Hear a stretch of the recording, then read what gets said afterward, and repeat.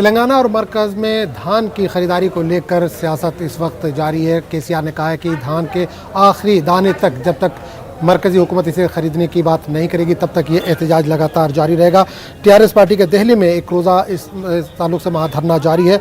वज़ीर आला केसीआर की क़यादत में मुनक़िद महाधरने में टीआरएस पार्टी के एमपीज़, एमएलएज़, वज़रा, मंडल परिषद अरकान, कॉरपोरेशन, सुदूर व दीगर शरीक हैं।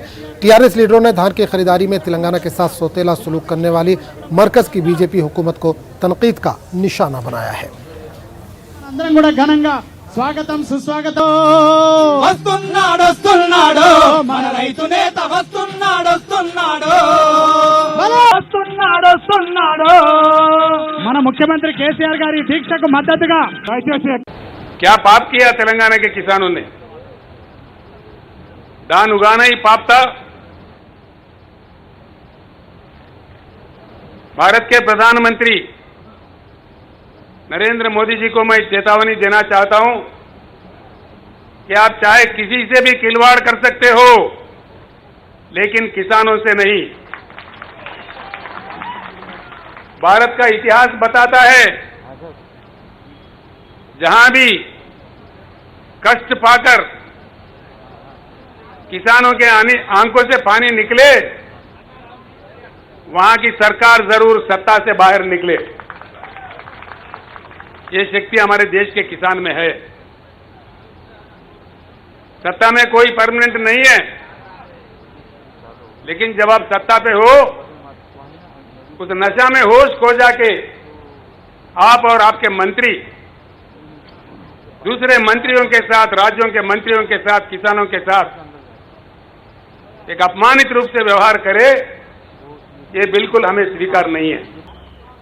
इतना बड़ा केंद्र का सरकार, इतने बड़े बड़े बातें करने वाले प्रधानमंत्री, तेलंगाना एक छोटा सा राज्य है, वहां के किसान का पैदावारी धान खरीदने के लिए केंद्र सरकार के पास या धन नहीं या नरेंद्र मोदी जी का मन नहीं।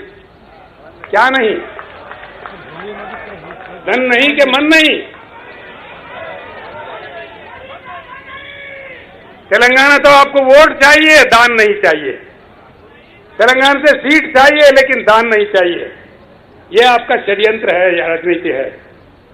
जब आवाज उठा के मांग करे तो उल्टा आपके भाजपा को हैदराबाद में धरना पे बैठाए, शर्म करना चाहिए। हमारे साथ है प्रशांत रेड्डी जो आरएनबी मिनिस्टर हैं तेलंगाना के। क्या आप लोगों का डिमांड है और क्या चाहते हैं आप लोग, क्योंकि दिल्ली ने इससे पहले भी फार्मर्स का प्रोटेस्ट देखा है?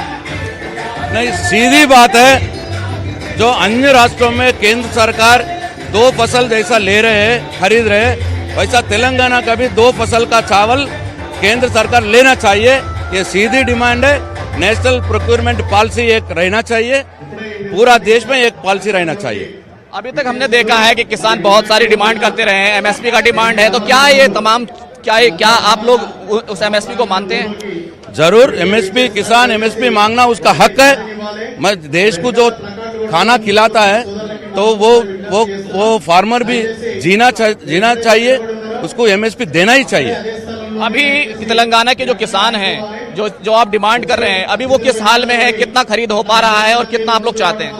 देखते हैं हम। आज के बाद भी अगर केंद्र सरकार कुछ भी नहीं माने तो फिर हम क्या करना है फैसला करते हैं। क्या वाकई क्या चाहते हैं, क्या डिमांड है आप लोगों का? अगर आप तक हम लोग ये नहीं बोल सके वाकई हम क्या चाहते हैं तो गलती हमारी है। हम लोग कुछ नहीं चाहते हैं। चावल जो हमारे पास उगता है, पैडी, ये पास्ट 25 साल से सेंटर लेते हुए आ रही। फूड सिक्योरिटी एक्ट के हिसाब से जो भी सरप्लस पैडी होता है वो एफसीआई लेती है। ये रूल लिखा हुआ है और वो ले रही है, कभी ये बात नहीं। मैं क्या बोल रहा हूँ, स्टेट एंड सेंटर एक कोऑपरेटिव मूड में आके बैठ के इसको सॉल्व करना चाहिए, क्योंकि फार्मर का इश्यू है। ये मेरा इश्यू नहीं है, आपका इश्यू नहीं है।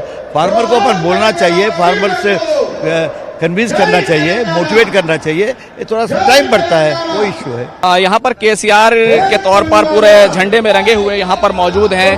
क्या कहना चाहते हैं आप? केसीआर सपोर्ट के लिए, चावल लेने के लिए, सपोर्ट के लिए आया है तेलंगाना से। क्या नुकसान हो रहा है, क्या फर्क पड़ रहा है अगर ये सरकार के नहीं चावल नहीं खरीदती है? फार्मरों को नुकसान हो रहा है।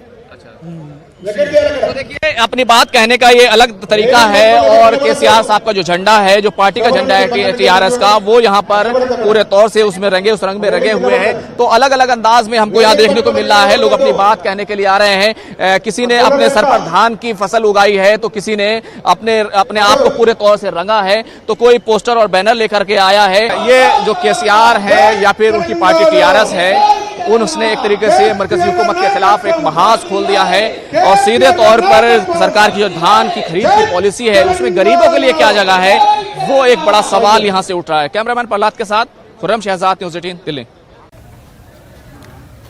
जेएनयू एक बार फिर सुर्ख